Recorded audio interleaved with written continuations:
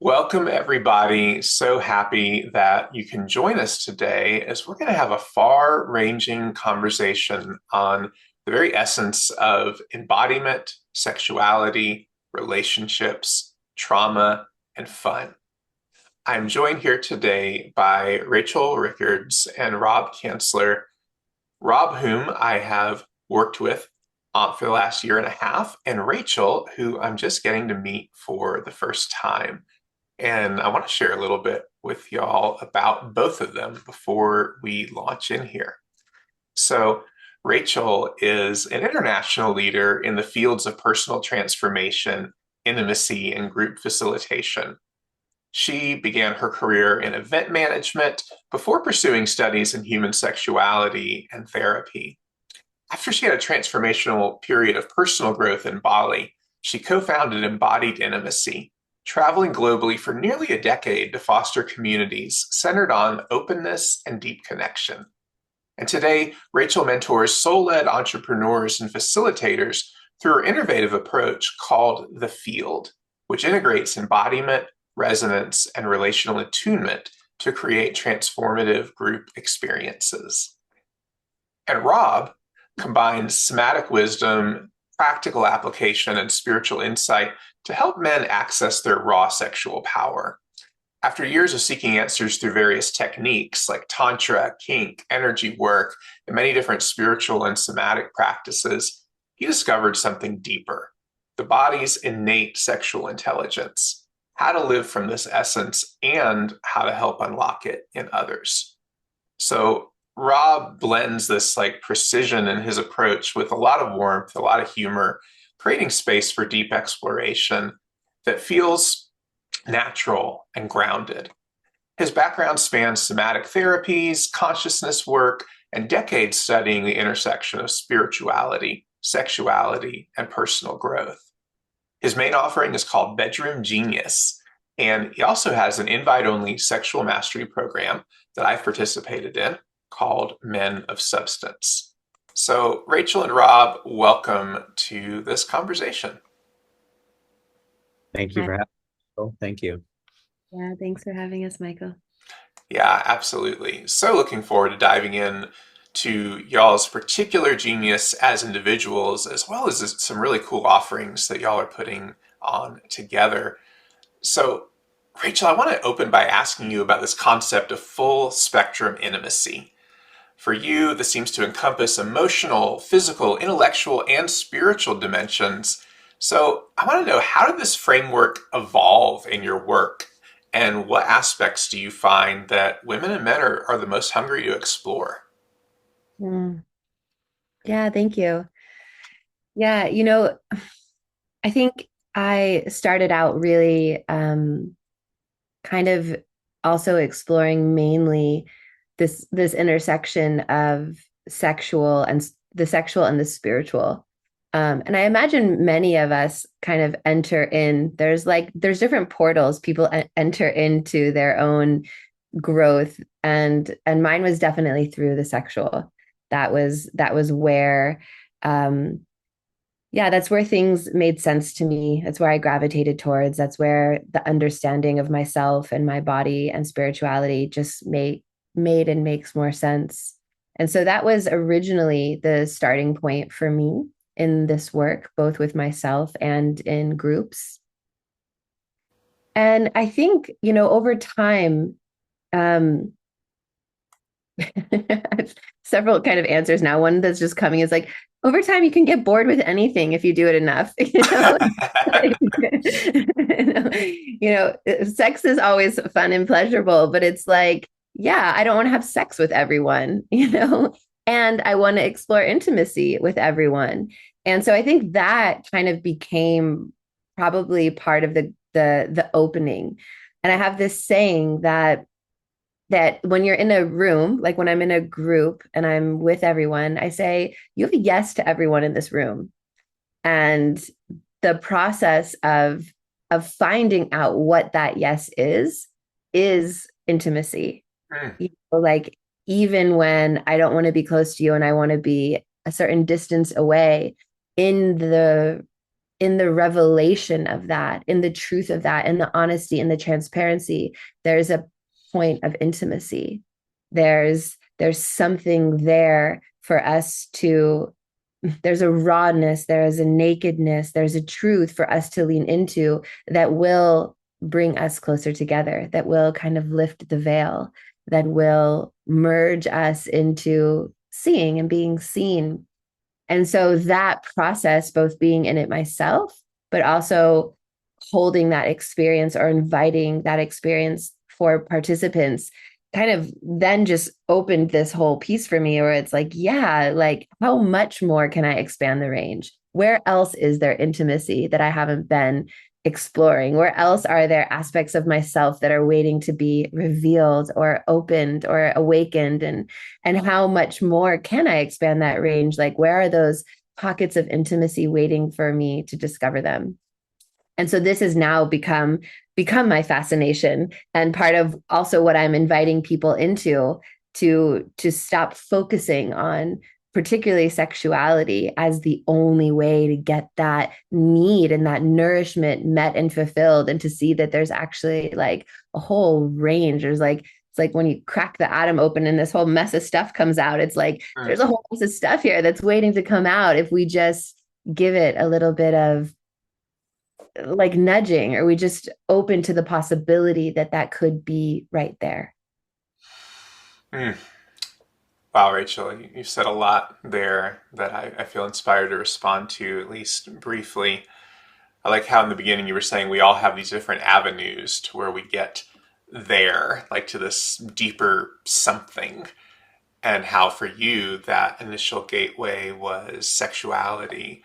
Mm. And for me and my rather restrictive religious upbringing growing up, that was definitely not the first gate for me. Like it was okay to want intimacy with God, but other bodies were considered very fraught, very sort of taboo. But when you do anything long enough, it gets boring. And so, religion devoid of embodiment certainly got boring to me. And honestly, I think that's why a lot of people end up leaving a lot of religious expressions, is because then they discover sex and they're like, oh, wait, maybe this was like the shadow and this is the reality. But what I hear you saying is, there's even everything can become dull and lifeless when we enter into it with this attitude of restriction in terms of what it can encompass. And so when you said that when you're in a group facilitation process, there's a yes for everyone in the room, and figuring out where that is and what that calibration of distance and closeness is intimacy. I was just like, whoa, that has all kinds of applications, whether we're dealing with spirits or bodies or cultures. Yeah, there's just a lot there. Really appreciate you sharing that. Yeah.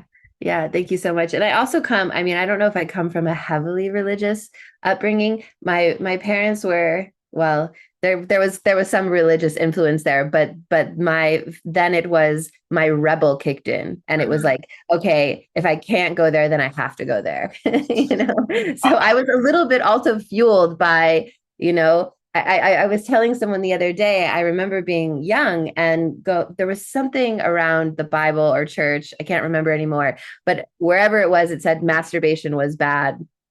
And I was a big masturbator as a child. And this came in and I was like, I remember even as like a 6 or 7 year old girl being so confused by this. Like, how can this thing that is so pleasurable and brings me so much joy be bad by like God or what we would want to follow or be in devotion of? Like it already didn't make sense to me, and I was in a fundamental question of my alignment with that value Mm. at like 7 years old. So Wow, at 7. yeah. That's incredible. And the Bible nerd in me has to respond. Actually, the Bible never says masturbation is a sin. Where we get that from is there's a story in the Hebrew Bible about a man named Onan, and he is in a marriage where he is supposed to produce an heir. But for whatever reason, when he's having sex, he pulls out before he ever conceives with this woman that he doesn't want to have a kid with. because he's afraid that he's going to die because he's like the third brother in line. Every brother who has married her in this custom called levirate marriage has died. And he is spooked that if he ends up bearing her an heir, he's going to die. So he pulls out, spills his seed on the ground, and that's known as the sin of Onan. And in later religious tradition, onanism became a word for masturbation. Like somehow it was Oh, wrenched wow. out of context and it became this thing about how, masturbation is wrong. And so, anyway, that might be neither here nor there, except that I think that, part of the reclamation work that I do is helping people who either were religious or are seeking to be more mindfully and intentionally religious to Mm, disentangle a lot of these harmful beliefs that have impacted us. And it sounds like impacted you at a very young age. totally. Wow, thank you for that clarification. Yeah.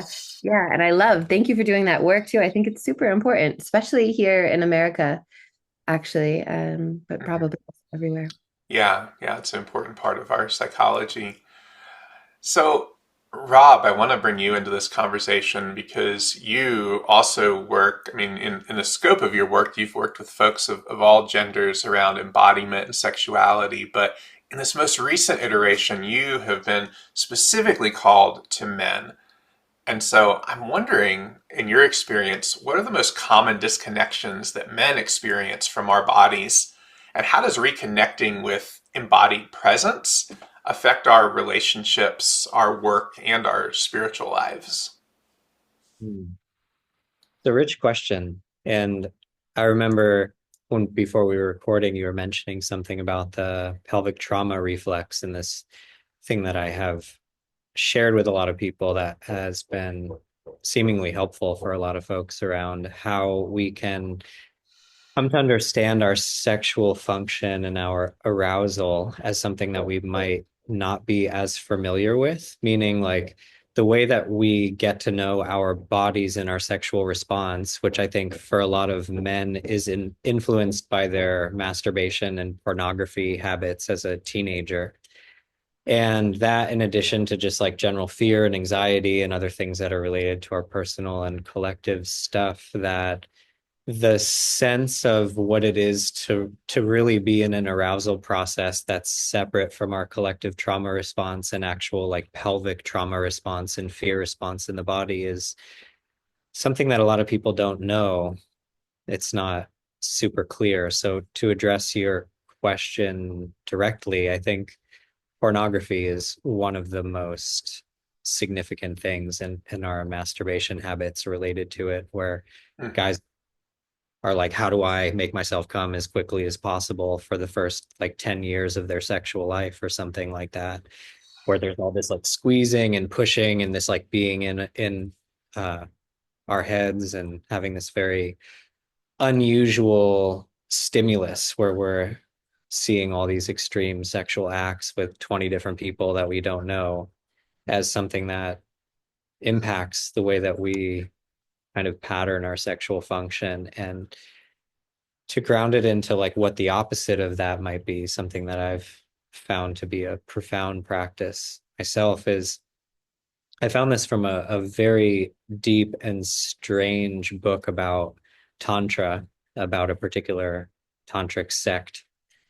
Um, the practice is basically like if you were to have your partner sit on your lap and just hold your genitals, like hold your balls and penis while you go into an arousal process without any sort of pumping or contraction or pushing or tension in the pelvic floor.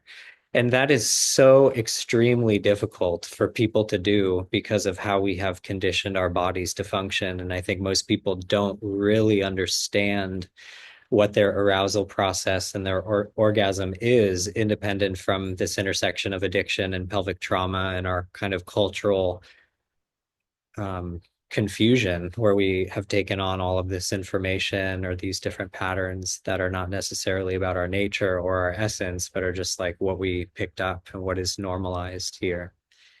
And yeah, this goes into a deeper part of my work and perception that it seems like people are very commonly in a deep misunderstanding of their sexual nature, that we've been conditioned into this sexual culture that, from what I've seen, doesn't really work so well and isn't super compatible with what is possible and what is natural and how our bodies and our relationships thrive in most. Hmm. Yeah. Yeah. Wow. You have also said a lot there. And it's really interesting to consider the role that porn plays, certainly in people cutting across all kinds of different social backgrounds and religious backgrounds. But I know, particularly folks I work with coming from religious backgrounds, oftentimes, porn is the first and in some cases the only quote unquote sex education that they receive because it's just not brought up in the home, and depending on what your school system is, you may or may not get quality sexual education. Yeah. And so, yeah, having that religious guilt that Rachel was alluding to as like one foundation, and then just also the practical fear of being discovered. You're right, it introduces this anxiety response. Yeah, it's particularly for men, like you said, how quickly can I come before I'm caught?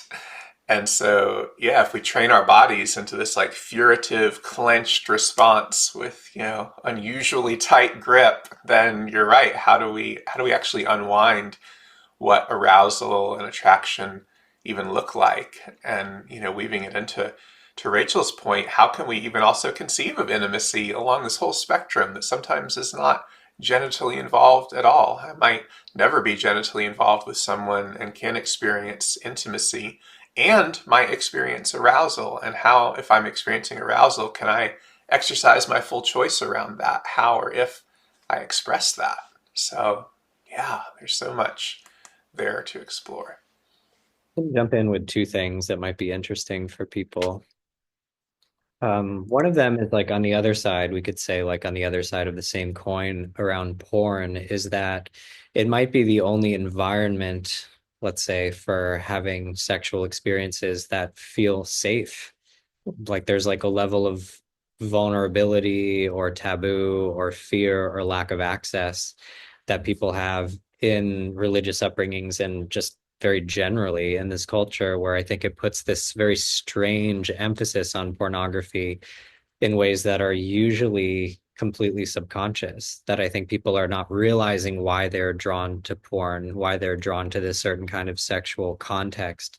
And I think it's because we don't, in a lot of ways, we don't have the tools to explore intimacy. We don't have the tools to explore our sexual interests and sexual expression in other environments. It's like this is the only one where I feel like I can be stimulated and aroused and explore and discover things that are accessible to me and within a kind of zone of what is okay for the context of my life, or even just like the capacity of my own neurology and belief systems. So I think that this is often a driving force that makes people really confused, because there's both this like anti-porn sentiment that's becoming increasingly popular, while pornography is still one of the most prevalent use cases for media. Like it's more, there's more traffic on Pornhub than on Netflix and Amazon, which is insane.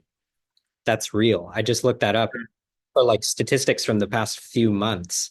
Pornhub and X videos get more traffic than Netflix and Amazon. Hmm.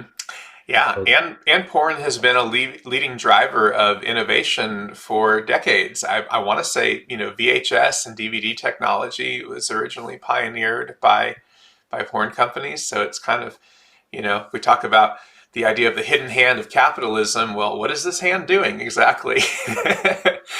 uh, so, so yeah, it's not entirely fair to take away the one avenue that many people have to explore without creating something better. And what I appreciate about both of y'all is that you're working on creating things that are better. So like Rachel, you've created spaces like Intimacy Camp where people can explore vulnerability in a container of trust. And I'm wondering, what have you observed about the challenges we all face when opening to vulnerability? And how might this relate to our sexual expression? and as a follow up, are there ways that this shows up unique to women and men, broadly speaking? Yeah. Yeah, of course. Thank you. Well, first, just as like a tag on to that, it's really interesting because for many people, the word intimacy is very much conflated with sexuality. Like for many people, those aren't separate things. Right. And so the first year I ever ran intimacy camp, I ran this event, and there was about 3 men that came who thought for sure we were going to be doing orgies every day. They were super pissed. Like, an intimacy camp is 2 weeks long. It's not like a weekend thing. It's like, it's a long time and it's a big investment.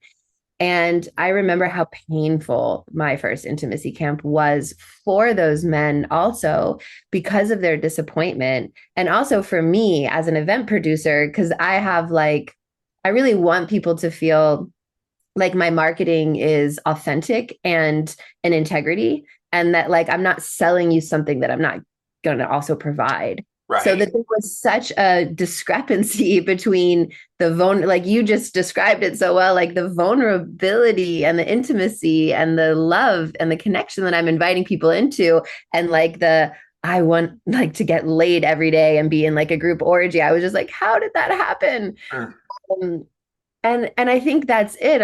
Like, there is, let's see, just building on that, by the way that tickets sell, if I do an event that alludes to more emotional intimacy and connection, by far the women are blowing the space up, and I'm searching for men potentially to also come.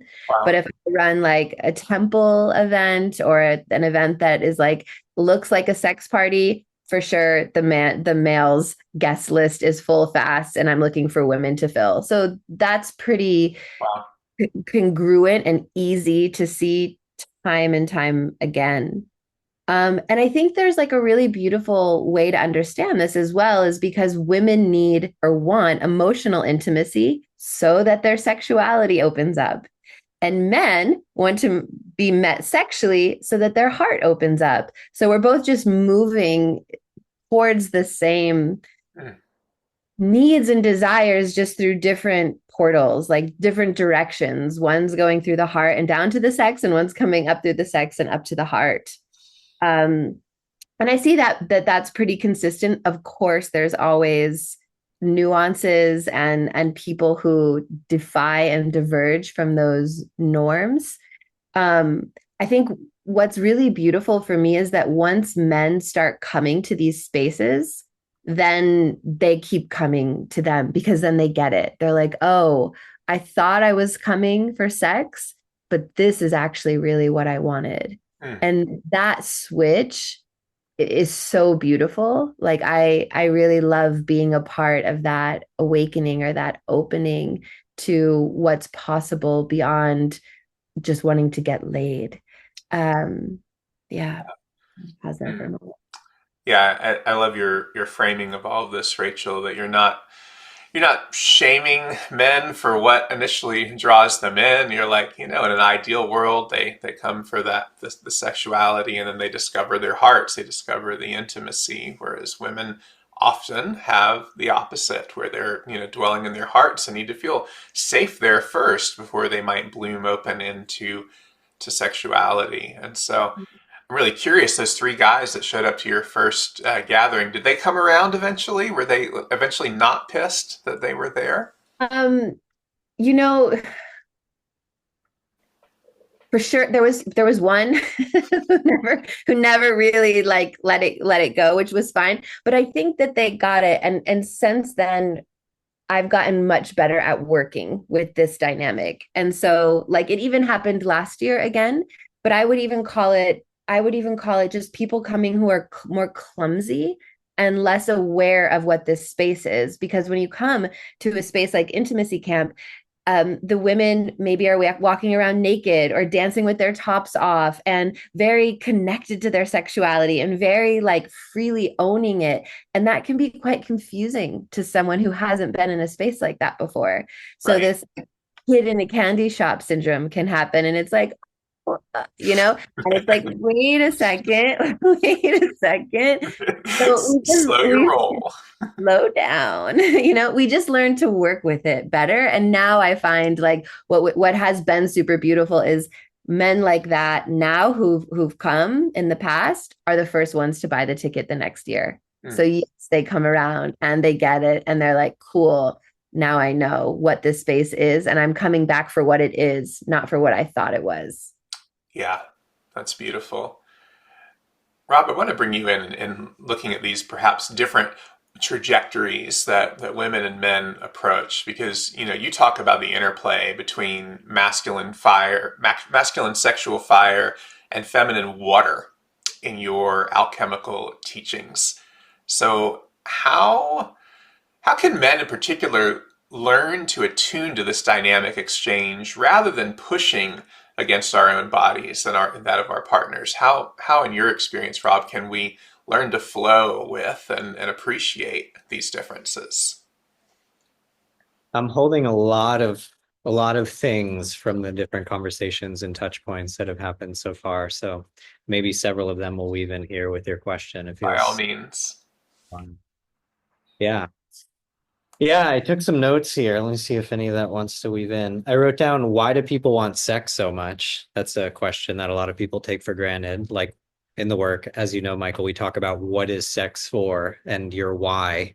And frankly, like why you want pussy as just like a very direct thing. And for me, as let's say like somebody that's involved in transformational work, I find myself being super interested in sex and dating and cold approach pickup and, sexual mysticism and all this sort of stuff as a point of entry into a much deeper exploration and much broader exploration about consciousness and trauma and the nervous system and awakening and all these sort of things that are much broader. And it's not to like rug pull men who are like, oh, I came here for sex. And now like we're talking about my life. Like, what the fuck? You know, it's that like for me to actually support men and being attractive and connected to their essence and their creative power and experiencing the kind of sexual fulfillment that they can, I wouldn't know how else to teach it. Like it is the only way, as far as I know, unless you want to get kind of connected to the dark lords of manipulation and see how you can like hack people or something, which Mhm. maybe there's some stuff that we can learn about like tactical seduction or technical approaches to sexual opening. But from what I've seen, that only really resonates within a greater system that's like holistic and related to our values. And this might touch something that we were talking about before is like how, or maybe it was in the document of like, how can our sexuality be integrated into the rest of our person and Mhm. our values and our spiritual practice? And to weave this into your question about alchemy, we can look at it in terms of like elemental, alchemical symbols or ideas, or the chakra system is a great model too. Or if we think about like men having all of this Shakti that centers around their genitals and their sexual function, that if we don't understand how to have an open body and how to breathe and to be in a, something that's like relatively clear of shame and integrated into relational and emotional intelligence, that sexual charge, that part of our aliveness can actually be sublimated and transmuted into these upper centers and allow for more dynamic alchemical things to occur rather than the path of least resistance when there's intense arousal and horniness, which is just out your dick. It's to like try to find somebody to thrust into so that you can release this sort of buildup of pressure that accumulates in this particular part of the body. So there's many different ways that we can look at this, and one of them has to do with conductivity and openness in the body and learning how to breathe properly, which is a very important part of Rachel's work, and certainly from our granddaddy David Cates, who brings through a lot of deep wisdom related to co-regulation and polyvagal theory being integrated into the way that we explore intimacy and even just our own embodiment. to be able to take more responsibility for what it is to be in these particular kinds of biological systems so that we can participate from a cooperation and understanding of our biology rather than being in conflict in this what I see is like a deep romanticization of the human experience, that like we have these weird kind of story fairy tales about the human experience rather than understanding what is experience and what are we actually kind of operating from and how consciousness works. So yeah, I'll maybe pause there. It's a pretty Yeah, and I want to hear from Rachel if she has any responses to that too. But my initial response is I really appreciate how you are taking a kind of a both and approach. A lot of what you're sharing about how we can, with understanding of our own sexual energies and the why of them, that we can sublimate them, we can kind of metabolize them into our entire systems to where they're not just this like urgent need for external expression. And that is, a very traditional spiritual approach, East and West, around how do we sublimate our sexual energies. But I also hear you taking the and. It is fine to express ourselves genitally. It's fine to express ourselves sexually. And how much more powerful can those expressions be when we're doing it with intention, when we have this, greater sense of mastery or even just self-knowledge to start with. And I agree with you that the worlds of pickup artistry, etc., can be a good gateway drug for people, can be an initial awakening to the hunger that, as Rachel is saying, we don't ever want to do a bait and switch when creating events and that sort of deal. But I remember, a dozen plus years ago when I had my first encounter with this kind of work. It was through something called the Authentic Man Program, or AMP, that was created by Brian Baer and Decker Kunov, and how the sort of the candy was, geared, the marketing was geared towards like pickup artistry and like learning better techniques to be comfortable with women. But then you show up and it's like, oh, actually, it is about our entire lives. It is about how we show up even in ourselves before we even have an encounter with another. It's like intimacy begins at home. Intimacy maybe begins within my own internal family before I even get to experience it outward. So, Rachel, curious if you have any responses to this portion of the conversation so far. Yeah, I just want to say I love it. It's nice to hear, it's nice to just hear Rob speak about his work with men. And I feel it's so important. And one of a kind of just funny little story that came up while I was listening, and a fun fact about me is that I used to be or do tantra massage or sexual healing with men. And so I'm very close to this dynamic of not breathing and clenching and holding and the tightening. Like I spent a lot of a lot of hours navigating that. And one of the really beautiful baits that I gave was like I would explain to men how full body orgasms happen and how we actually, in order for that to happen, have to breathe and we have to know how to move our energy in our bodies. And as soon I can still see the faces, as soon as I would like drop in that word of like, there's a full body orgasm possible, it was like, oh, I just have to breathe. Okay, let's do it. Like, yeah, I can do that. Breathe. They start hyperventilating. Totally breathe. And so I always knew, like, as long as I say there might be a full body orgasm possible here, I'll get the guy breathing. I know it's possible. Oh, wow. Yeah. Yeah. Well, speaking of breathing, belly to belly practice is a foundational element of your work, Rachel. And so, for someone who's never experienced this deceptively simple practice, could you tell us a little bit about what belly to belly is? Yeah. Yeah, totally. I was thinking about belly to belly also on this piece. Also because it was created by David Cates, who Rob has mentioned, who is my beloved teacher, mentor, spirit guide. He's like all the things to me. So he created belly to belly, and belly to belly is most simply described as a relational breathing meditation. typically done in physical connection. So I usually guide groups in this practice, but I've also guided couples and I've also done the practice with people. But it's a partnered practice, but that's also can be deceptive because it's also a group practice. Because there's no way that you can't be in a group of people and sync up nervous systems and breathe together and for it not to become Mm.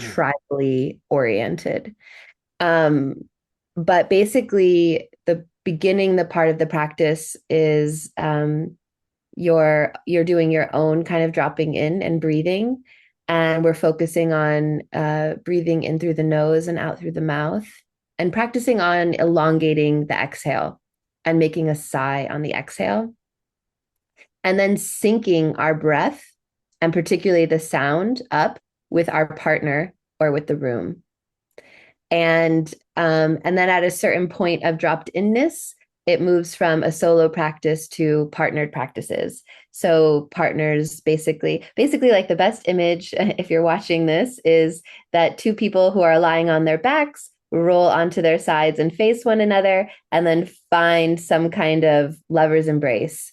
That's hopefully, ideally, feels good, like where your body can relax deeper. And then in that lover's embrace, we sync the breath again and we go on kind of spiritual, mystical explorations of intimacy through breath and sound, and sometimes movement, sometimes touch, sometimes certain qualities of prompts and sharings. But it's like what we're replicating is, after really good sex, when you do the lover's embrace and your heart is really open and you're really connected, and then you have these vulnerable, beautiful shares and moments together, we're basically like replicating that, but giving it to everyone and Mm. saying, you can have that with everyone, not Mhm. just the person that you just had sex with. You can have that with a complete stranger. You can reveal your heart and open your heart and share beautiful intimacy and stay grounded and connected to yourself. Yeah, absolutely. You know, Rob introduced this practice in the Men of Substance container that I participated in, and I was eager to practice it, and they were like, you can do this with friends as well as with partners. So I did. I actually practiced it with some friends as well as with a partner, and definitely co-sign everything you're saying. It is such a marvelous way to really sink in with myself and with another. And now I'm really curious to experience it in a room full of people because, yeah, I just imagine that that would be really delicious. Yeah. I'd like Yeah. to add a couple things that might be interesting for people who want to understand more about the why, or to just kind of broaden their understanding. So I think that, like, maybe you can relate to this idea of like, oh, I don't like somebody, like I just don't like them. And if we were to look at like what is that experience actually made of, that we're arriving at this conclusion, or we have this interpretation of actual experience called I don't like them. And something that I've experienced doing belly to belly is that it becomes so clear that these kind of like higher rational mind related activities just deconstruct into like, I'm just making something up. Like there's some sort of experience happening in the body that may have all kinds of different factors related to projection and trauma and collective whatever, that we just kind of interpret and take on as these very conclusive things about me and like my identity. It's like we end up in like belief making, which is not really an experience. Like that's not an experience. That's like a made up thing that's in the way of actual experience. And what I've seen in belly to belly, both just like with one other person and also in group spaces, is that this technology, let's call it this body-based relational technology, can be transcendental in that it gives such a concrete experience that when our physiology changes, our consciousness changes, and our ideas about like who is this person? What does it mean? I'm straight. I don't like being physical with other men. Like she's really hot. I don't like her. Like all of this kind of stuff just becomes like not so clear in the way that we might previously just create these like I fixed to identity conclusions about what is so. Mm-hmm. You know, when let's say like when it really hits, belly to belly for me has opened into states that are like psychedelic, where it's almost like everybody in the room just took some acid and Molly, and for literally no reason we're just in a different field of consciousness. That is because our bodies are in a different kind of coherence with one another, and our consciousness and the relational components of consciousness can't help but follow biology, because we are in these particular kinds of biological systems for the most part, or at least that's how we operate on this plane. Mm-hmm. So yeah, there's so much richness in this extremely simple practice that where, one way that we can look at the mechanics of it is that there's this kind of like pinging back and forth of down regulation where I feel a little bit of relaxation. So then your body can drop into greater trust and safety. And then I pick up on that and then I can relax more. And then there's a general kind of energy in the room that just keeps kind of oscillating into more and more safety, more and more embodied relational tribal safety that can literally be transcendental, where people are like, oh, I'm anxious, I'm introverted, like I don't like men, or like these kinds of whatever. And then it's just like all of it just immediately is like, that's not tangible anymore at all. Like I kind of remember that, but like, I love you and don't care. Yes, it's I amazing. One last thing, Yeah. like my experience with homophobia has been like such a deep thing where it's like a big part of how we end up tight and how our pelvises get kind of locked into this particular way of organizing. For me, at least, and for a lot of men that I've seen, has to do with like fear of being too gay or like too sissy or whatever. And this is like in the body, like holding, and how that relates to my belly and the kind of intimacy and closeness and affection that I can share with other men in community, as something that belly to belly has been one of the most like clearly that is absolutely not real in 20 minutes, or otherwise people might carry it forever. Mm. Yeah. Yeah, that's so important, Rob. And belly to belly is a potent way of, like you're saying, down regulating and decoupling our habitual conditioning of what we say we're attracted to, what we say we're drawn to, which is usually not, to bring in like kind of a higher level spiritual concept here, it's usually not our authentic I that is making those preferences. Our authentic I might have preferences, but usually any preference that I've experienced in my life is based on what I see on television. It's what I think my, cultural and societal background will validate in terms of, partners that I have. It's not based on something real. And that doesn't mean when entering into this like, dyadic or shared altered state that I have to then make any huge life changes based on that, but it does give me more choice, right? It does widen the aperture of what and who I can enjoy, which gives me more options in life. And yes, God forbid, I enjoy some form of intimacy with other men. Like, what if that happens? Rachel, I feel like you want to say something in response to all this. Oh, I could say so many things. First, I just love the context that Rob provided, and it just hit the spot for me around what belly to belly is and the why. Um, and there's so much there also. It's been such a practice for men. I've watched men go through such a transformation from their first belly to belly. They would rather not do the practice than practice with a man, to like the one where they're like 5 in and they're like lightly stroking the face of a beautiful man and just like melting. And I think one of the things men get is they get that there's a different kind of intimacy that they can receive from men that they can't receive from women, because of how relaxed they are, because they don't have to try anymore. It's like, oh, I can just receive that like fatherly, brotherly love that I never had. Like, and that feels really good. And I want that too.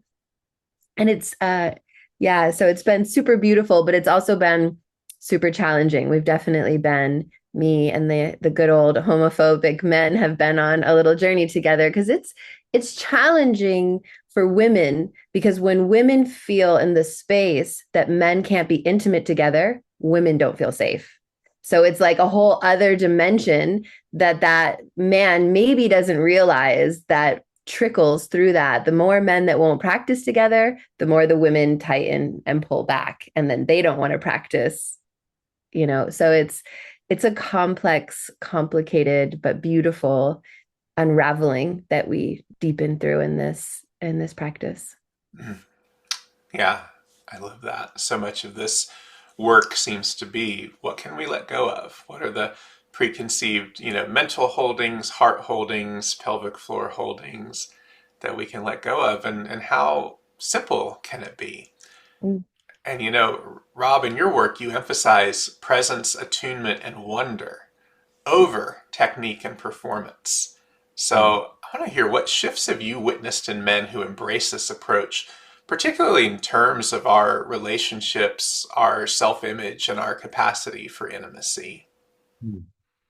Cool. I'm still holding a big thread related to like longing, fantasy, confusion, objectification of women, women objectifying themselves and centering men, many different things that are kind of weaving together in the background as I'm sitting in this conversation. But you also bring up something really cool. Let me see.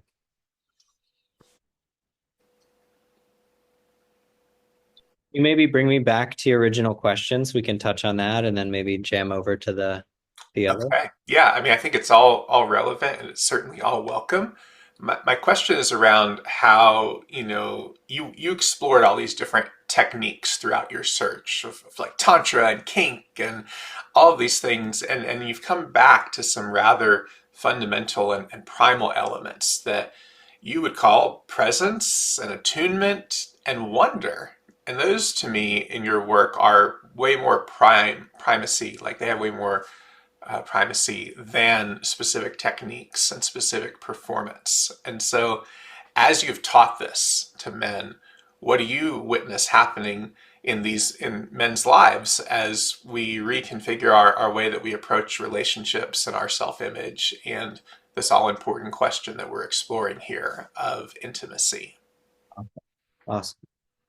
So, an easy tether from what we were just talking about with homophobia, I think that like when people approach things from wonder versus are relating to their own experience from a kind of concretization or conclusion about who I am and what is so, that this thing of like, oh, I don't want that with another man. I'd rather not participate. I don't like that guy. That's too much for me. Like all of these kind of things that might not actually be rooted in real experience, but interpretation of experience and identity and belief systems, that people might find that when they approach something with curiosity and wonder, and something that Rachel calls ERAP in her work, which is basically just having a very, I'm curious how you would frame it, Rachel, but like having a very clear structure and framework for being able to understand, like to track, understand, and communicate about actual body-based experiences instead of abstraction and interpretation and ideas, essentially. So with this homophobia thing, because it might ground this concretely, that it might be like the difference between like, oh, I can't do that. That's too much for me. I don't like this. I would never do this with another man, whatever, to like, oh, I'm curious what's happening. I notice this contraction and there's an aversion and like a movement in my body away and this escalation and my heart is racing when I think about doing this. And like what is actually happening can be such a liberating thing to attend to and learn how to communicate about clearly, and to approach with a sense of wonder and curiosity, as well as these other kind of body-based tools around regulation and slowness and being able to kind of titrate and have somatic resourcing and stuff to be able to open experience instead of it being like this little bundle of identification with a particular kind of shape or idea or belief system, to like, hey, when we actually understand how to slow down and feel and be present to what is actually happening instead of what we make up, then the limitations that we maybe previously were imposing on ourselves are just carrying with us through life because of what we inherited, can untangle, unravel, open into something that affords us so much greater intimacy. And full body orgasms, for example, being more attractive to women, being safer feeling for women that you might be interested in. So if we were to flip it to being like, even if you're not interested in like deconstructing homophobia in your belief systems and you just want to fuck and be the best woman she's ever, or be the best a woman has ever had, or be the most seductive dude you can or whatever, it's not going to work unless you look at this stuff. Like, it's just, you can't do that. It does not work. And one of the ways that it can work is without accountability, which is super interesting when we look at tribe and culture and all this sort of stuff, that a lot of people who have huge amounts of success with women in the pickup community, the way that they're able to do that is because there's no accountability and they're not living in community. So they're basically just kind of like roving around, being able to have one night stands and like little love affairs with different women as they gallivant around the world, which, you know, sow your wild oats. That's cool. But like, there's such a huge missing out on something that conveniently kind of weaves into avoidance. A lot of men avoiding meeting something in themselves via this exploration of power or freedom or self-expression or taking control of your life or whatever, being alpha. And I think this is a great segue into the thing that I was saying about objectification and centering men, and how both men and women objectify women and female sexuality in a way that's being co-opted by the media and by pornography and a lot of these different kind of like red pill movements that are around the kind of manosphere, that it seems like women are either being like, I don't like that, that's gross, or they're being enrolled in it and objectifying themselves as a part of the culture of those particular contexts or movements. Mm. And this is very deep. And I think that it's increasing. This is trending. This is getting worse, where younger and younger boys and more boys don't really interact with girls. They don't have relationships with women. They're not in community. They don't have friends.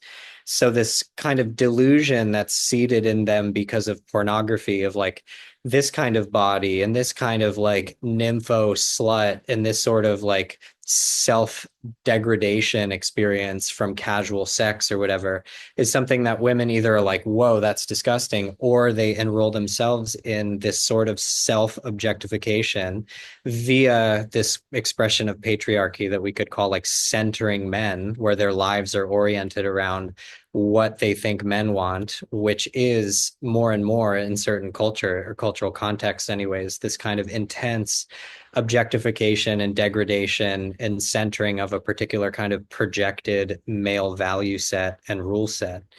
And this is so fucking dark. Like, when you really, really look into like what this is and how it's actually getting worse, and how so much of our world being kind of stacked on AI and social media and pornography and video games and tech jobs and remote work and lack of community and all this shit is like and lack of accountability is growing this intense kind of objectification of women that both men and women are co-opting inside of this hellish circus.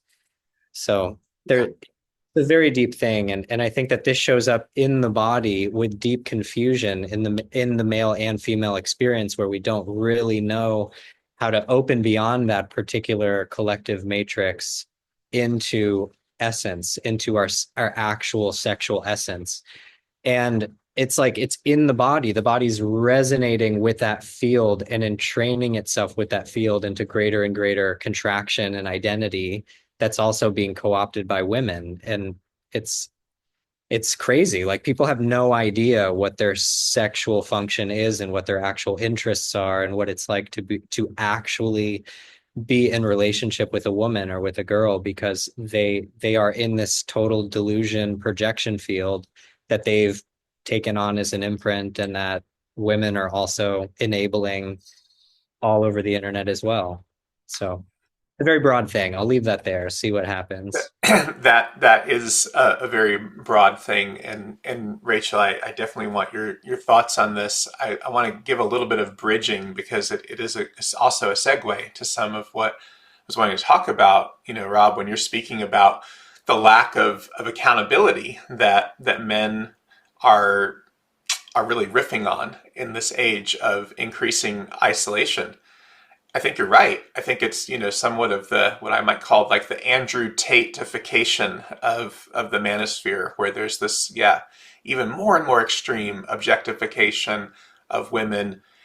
And it's not only, you know, that boys growing up don't know girls and have like normal relationships, but I would say that it goes all the way up and down the age spectrum where, yeah, increasingly we are on our phones, and now you can have AI girlfriends. So you don't even necessarily even need to relate to a human nowadays. And some, you know, women who are sexuality influencers have created AI avatars of their own beings and bodies for, you know, subscription. And so this is, to me, a part of like a decade long trend of increased cultural tension that I think began in our most recent era with the Me Too movement, like erupting online around 2017 or so, where women who no longer had felt recourse to either community or institutional support began going on the internet and sharing their stories of just like absolutely heartbreaking experiences of violations at the hands of men.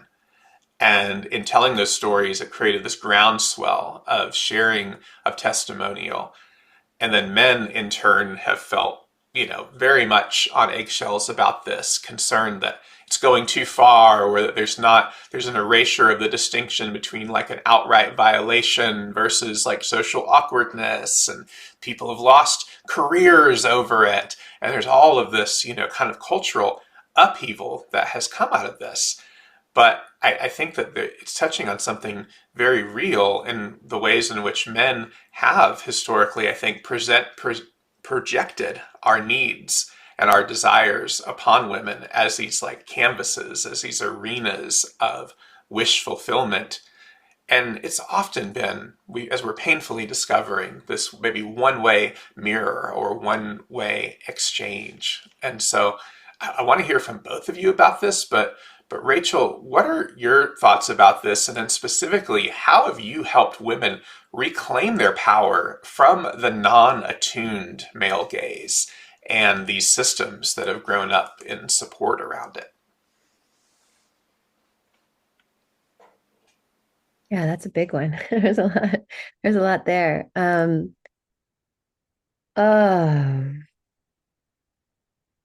I'm going to tell a story just because it keeps popping up, and I think it relates. And I was going to tell it a little while ago.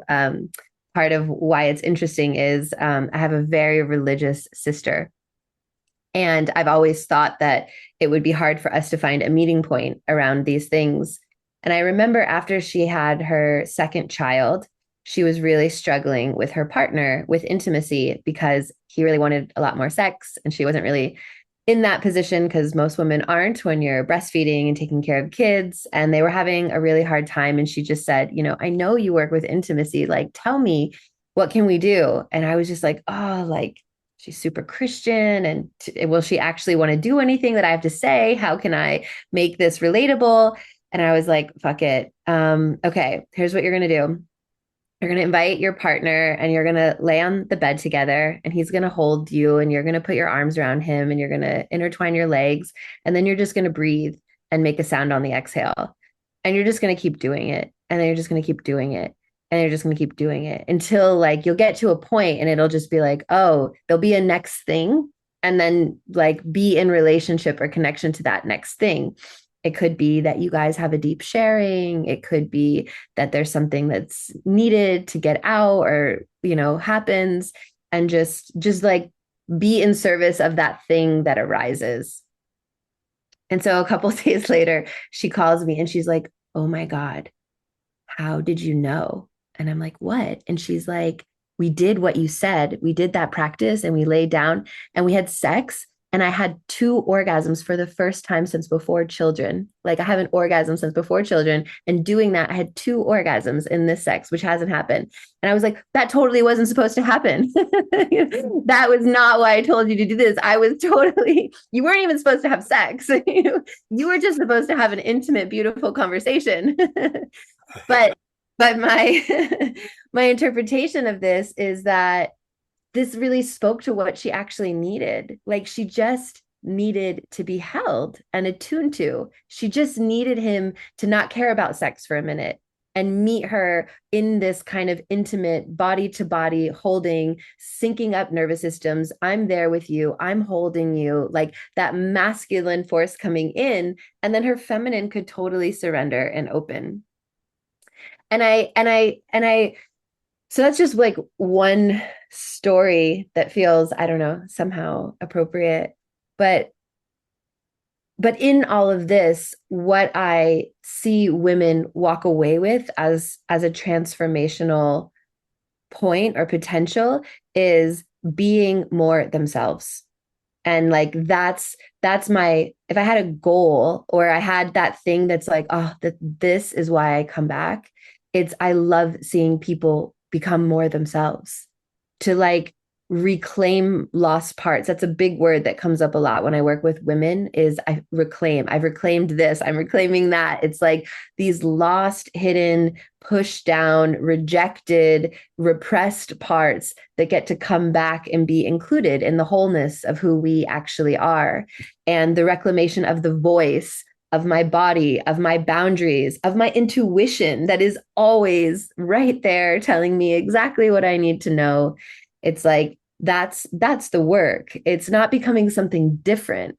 It's not becoming this other new person. It's actually expanding to include more of who you already are that's been forgotten or left out or pushed aside for whatever reasons. Mm. I love that, Rachel. And yeah, that just seems like such a beautiful approach to let ourselves be, to let ourselves breathe, and that specifically helping women to truly take up space in their own being can create more of the intimacy that they want. Yeah.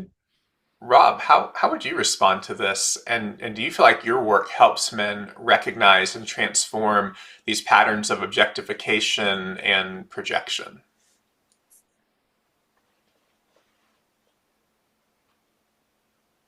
I want to take a risk, maybe do something a little courageous and speak to the context of this particular conversation or topic from a certain angle, and then maybe kind of broaden it and go to the thing. Okay. I feel cautious about conversations about like cultural critique that kind of put men in the perpetrator position. And, you know, we could say that like, well, isn't systemic oppression and sexism and all this kind of stuff real? Like, don't we have like a lot of pretty concrete data that at least historically, this is certainly the way that it has been, that there are victims and there are perpetrators. And in this particular field or layer of our society and our history, that is just how it is. And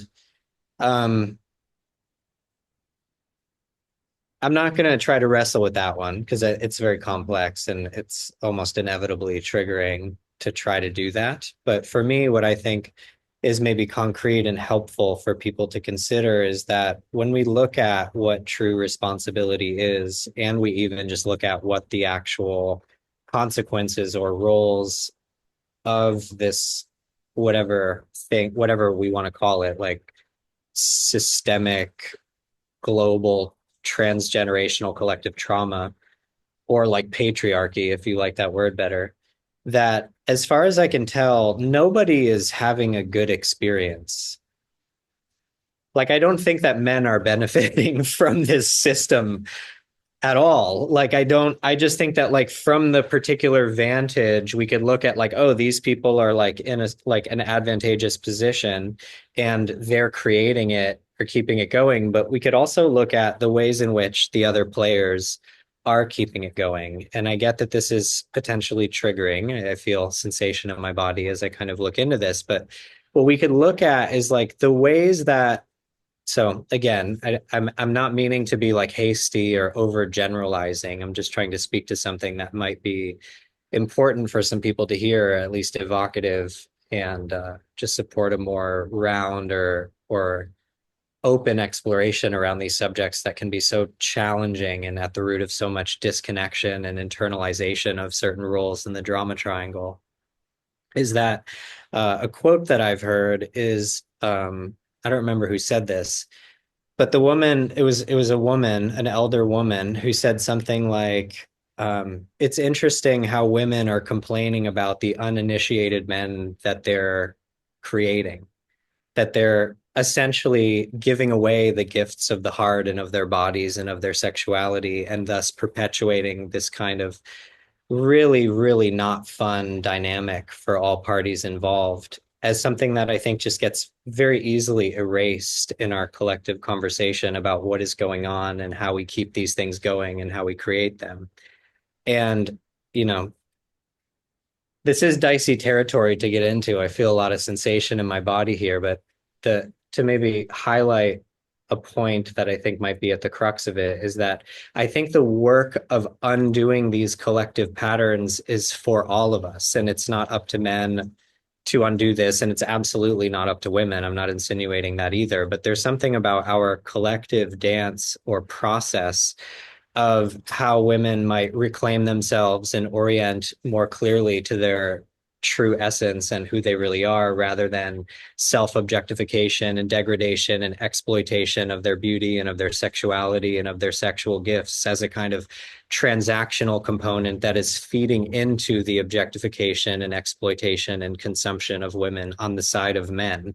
That we're kind of meeting in the middle and creating this thing that's so obviously depicted on social media, in pornography, in general pop culture, and in the media, that is super confusing. And I see little girls are getting enrolled in this actively of how can I objectify myself in a transactional way to get something from men? How can I center them in my life so that I can manipulate men? And then the other side of it is like, oh, how do I just kind of roll with objectifying women because that's what they're here to, that's what they're here for. Like they play into it. I'm being coached by the adults around me and by the culture around me to relate to women in this way. And yeah, so anyways, maybe there's some language here that might be triggering, and I'm curious, and certainly on the journey of how to refine this. But for me, this is such a deep investigation around how can we not position ourselves in the drama triangle and really look at how do we create this and keeping it going, and really look at the broadness of suffering and distortion and isolation that we are in and potentially even fostering more of as a culture, and how can we take responsibility for that without blame. And I think that there's restorative justice is a very important conversation to look at as well. So I'm not meaning to in any way kind of hush things related to accountability and all of that. I just see that this is a very, very deep and pervasive and layered part of our collective experiences. Mm. Yeah, Rob, you're right. That is a spicy tomato. And I want to hand it to you, Rachel. How do you respond to that? How does that land for you? No, it actually lands well. I mean, but maybe it's just personal because my practice is like accepting all the perspectives at the moment. I'm not so on any particular side. I can see the truth in that. And I'm sure there would be a lot more. I'm sure there's a good chance that there's a lot of women who feel quite triggered and provoked by that. But I'm like, yeah, I can see the parts of that are true. I can see the parts that I've contributed to that. I can see the parts of the game that I've played for my own benefit and for my own, yeah, to serve myself in that way. And also the parts that I feel really like frustrated by and I feel I can't like get out of, I can't untangle from in this web. And I do think that there's a shared collective responsibility that we all have. It's not one or the other, but there are some numbers that are like swayed pretty heavily in different directions.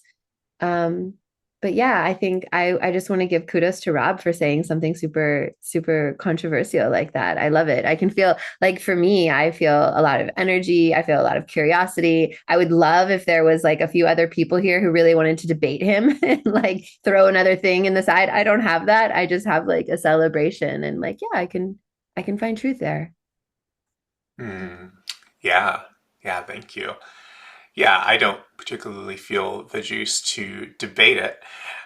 What does come up for me as you share that, though, Rob, is thinking about, part of when we're talking about self-objectification, I'm thinking about maybe something that has been unstated, are phenomena like folks starting OnlyFans and ways to monetize sexuality, and how in our contemporary context, yeah, women are having a lot of choice about how they present themselves in the marketplace, and it is a marketplace.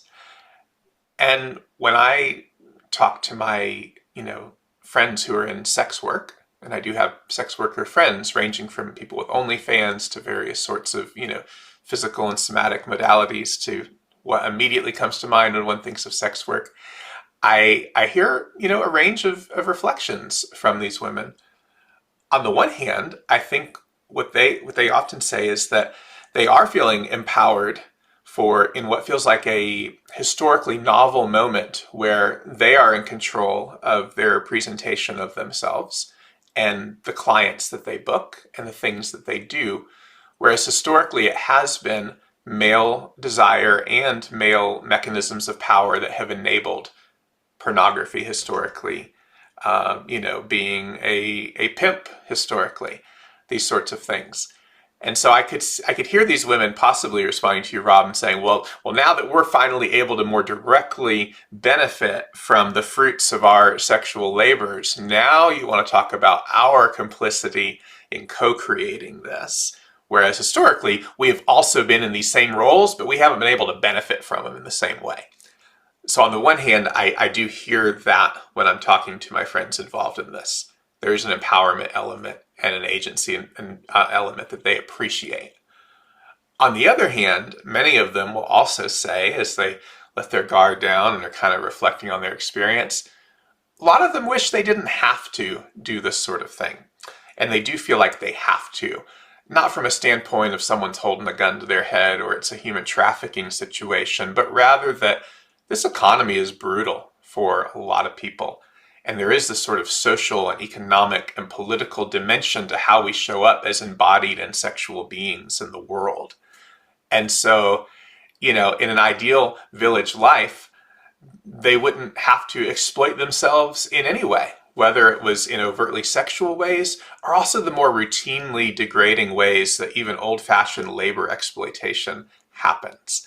And so I don't want to get like impractical when thinking about where this can go, but I do have this sort of revolutionary and almost utopian desire at the heart of a lot of these intimacy building containers, which is, can we create another kind of world?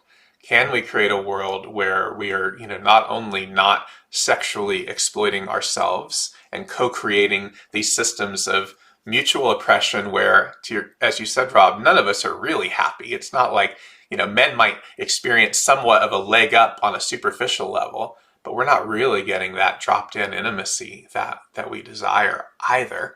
So are there ways that even all these really cool interpersonal dynamics and explorations can actually help concretely create a better world for all of us? And that's where I ultimately land with it. And I'm curious about what either of you might feel in response to that. I love what you just said, Michael. That feels very resonant and beautiful to me. There's something about, yeah, I can connect to utopic, yeah, like idealization of what is possible and how we ought to live. And I hold that with a inquiry around like what is practical and what are maybe transitional technologies or restorative modalities or approaches to things too. And yeah, Yeah, I appreciate and do understand what you're saying about all these other layers of complexity in the situation. And I think for the most part, I'm with you. Mm. Yeah. Hmm.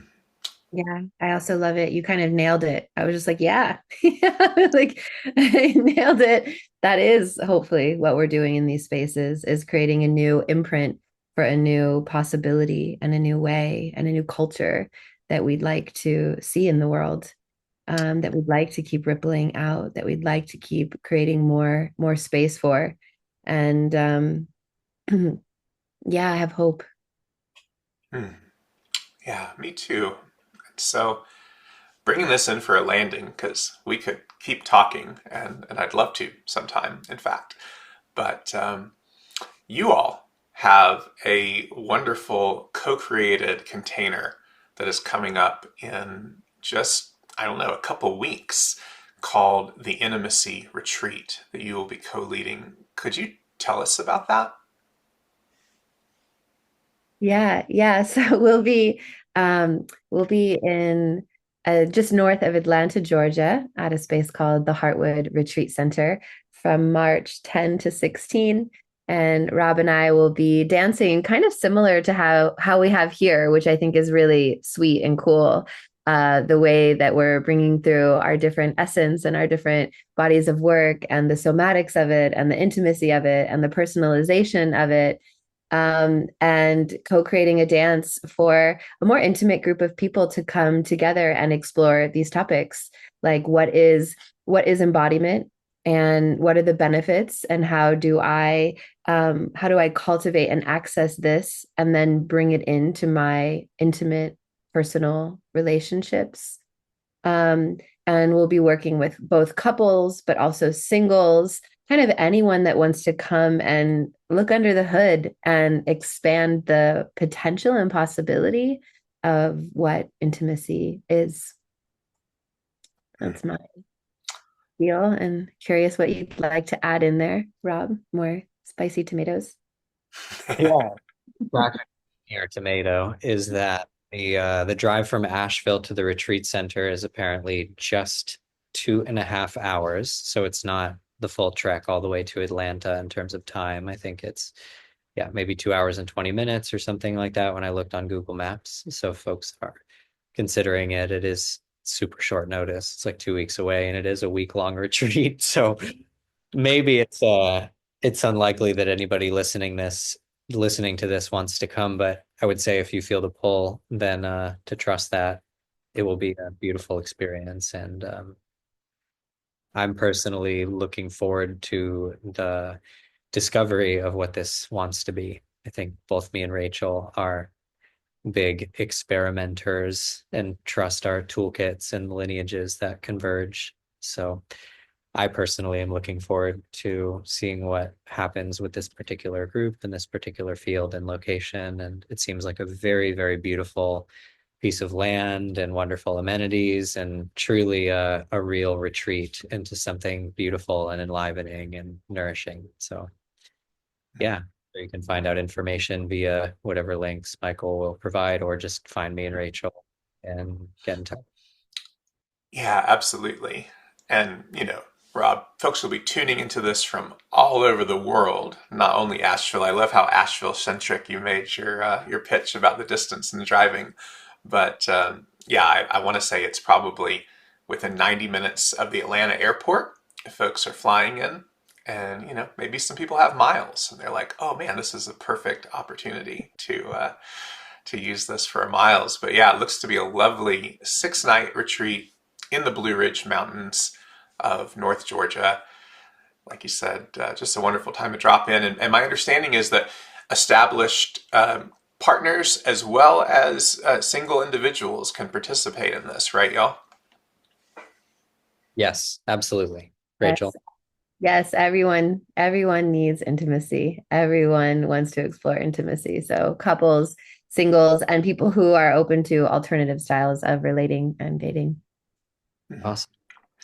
The Beautiful. one that I can speak to, I've been working on stuff related to my book and things like this. And there's something so profound. And I think that Rachel is highlighting this and what she's shared about how this is a more heavily male experience than female, if we were to make generalities and look at systemic trends where it seems like men don't really understand the real cost of not developing more skills and opportunities and facility in their intimate lives. Like I had a little tour of making TikTok videos earlier this year, and even though literally literally the videos open with, hey, this is for men, 95% of the reactions and shares and comments and DMs are from women, even though it's like, hey, this is for men, this is for men, this is for men. It's women who are responding again and again and again. So it is very easy to go through your life without really realizing the kind of hidden and silent costs of not taking this particular domain of the human experience seriously, where people might otherwise really focus on like handling business with their professional lives and their health and yada, yada, yada, but don't really see that this is one of the most central parts to having a rich and fulfilling and meaningful life that can so easily get overlooked in this culture, maybe more or less by men and women. So yeah, I think that's all that I'll say. And we do have one other gem to tell people about that's coming up in the southeast of the US. Yes, we do. So, Rob and Rachel and I are cooking up a shorter gathering, an evening gathering around the themes we've been talking about, around love and sex and intimacy, that will be happening in or near Asheville, North Carolina, where I live. And so, stay tuned. There's going to be, a link to the intimacy retreat in the show notes here. And we will also be putting out information very soon about this Asheville gathering. And if you're watching this, if you're listening to this, and you're just feeling really impatient for the information on that latter gathering, feel free to drop me an email, mike@mikemorell.org, and I will put you on the list to learn about that, but also watch this space. You're likely going to be on the 17th. So St. Patty's Day, the 17th of March. That's right, St. Patrick's Day.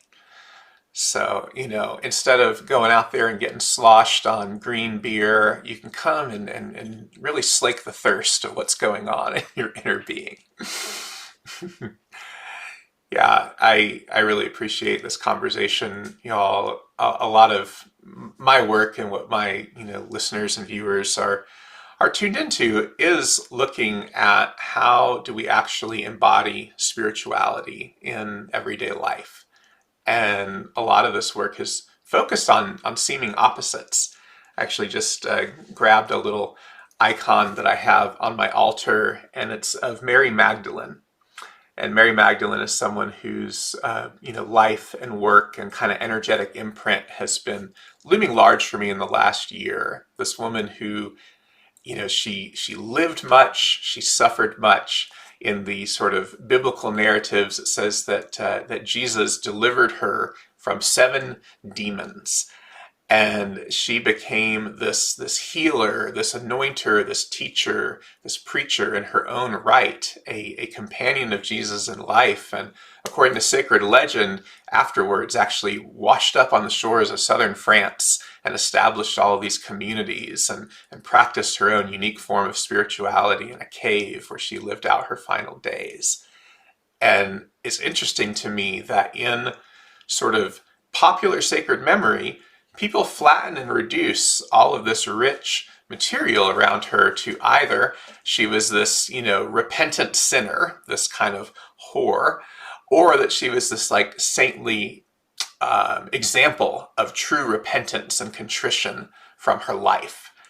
And I feel like religious folks in particular, we don't always know how to deal with these seemingly opposing energies in our lives. We don't know how to metabolize the genuinely sacred as well as that vitalizing element of sexuality and a genuine lust for life. Like, how can we passionately love spirit in all her many forms and passionately love life? And what I appreciate about what each of you bring is that you're leaving nothing out.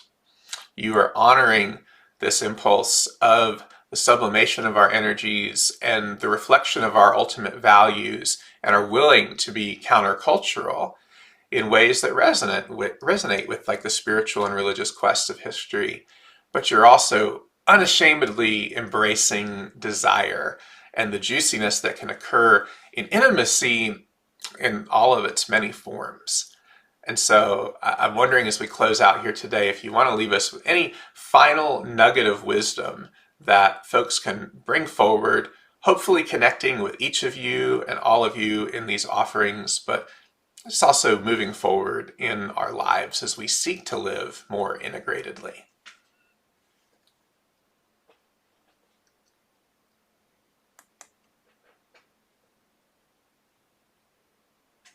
Yeah, I can say one thing that to bring it home, which is just really alive for me right now. I'm actually back home in Florida at the moment because I'm supporting my father to move into an assisted living center. And something I've been writing about and sharing about lately is the sadness that I feel of how much denial and resistance he is in to this transition. And the sadness comes because I'm really missing out on the intimacy that we would have if he would be able to fully surrender himself to the truth of what is actually happening and what this step actually means, and the fact that I'm here with him and holding him and supporting him through this. Like there's such an incredible intimacy that would be so profound and so beautiful for us to share as father and daughter, and it hasn't been possible. And so I'm just sharing this as one, because I feel a newfound sense of like importance around this transition in lives, how beautiful it could be, but also to just, go back to where we started this whole conversation, which is like, even in death, there's intimacy. Like, even in transitioning into elder care, there's beautiful, profound relational human intimacy if we can just be real and honest with what's true right now. Mm-hmm. Thank you, Rachel. Yeah, letting all of that in. Rob, is there anything that you would like to share? What's alive for me, to borrow Rachel's language, is I can connect to thoughts about um, how the different subjects that we've been touching, or the different angles on, we could say, this one subject, um, just can have so much charge for people. They can be so stimulating and scary, really. Can come with a lot of anger and sadness and fear and distrust. And I see this, I think, because of the place that I'm positioned, and having spent a lot of time with women and in more restorative justice oriented spaces, and then also spending a lot of time with like regular dudes and people that are involved in pickup, and having kind of like one toe in the red pill community, at least in some way. And the feeling of like, I could say that almost like the medicine of both of these particular groups of people, or like the trauma that they carry and the way that they perceive things. It's almost like I have this story, or this idea, that like there's medicine for one another, and there's something about the disparateness or separation between these two parts of our culture that may have deep insight into what is a more integrated and healed version of our collective experience. And part of what I find myself in my own body is this kind of like polarization, this kind of like almost like collapse, or wanting to like stand for something, or wanting to like argue a point, or be the hero for people who are having a hard time, or don't know how to stand up for themselves yet, or something like that, how to be heard, or claim what's theirs. And yeah, I just noticed like really strong sensations and a passion for this particular kind of taboo and stigmatized space. And hmm, just kind of looking for a way to kind of wrap that into some sort of conclusion here, and it's not coming to me. But It's okay. I hear you. That I think that goes right along with what I was saying a moment ago about reconciliation of apparent opposites. Like on the surface, I can't imagine anything more opposite than, a restorative justice community looking to, right the wrongs of systemic injustice and oppression, and the pickup community of, men who are seeking certain forms of connection that are both advertised to us constantly, but also highly stigmatized. And so, yeah, I could see a deep, in my religious background, be like a deep gospel truth of how can these things be, how can these seemingly disparate elements be reconciled to have medicine for one another, to have good news for one another.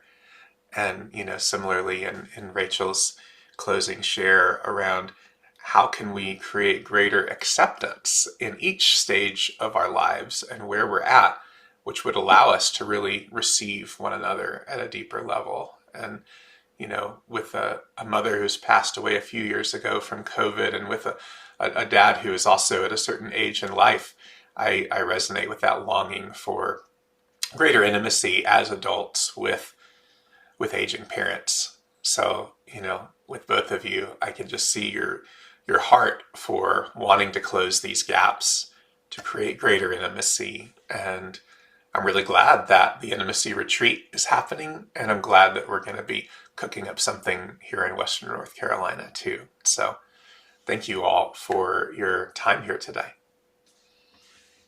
thank you, Michael. Thank you so much, Michael. Mm-hmm.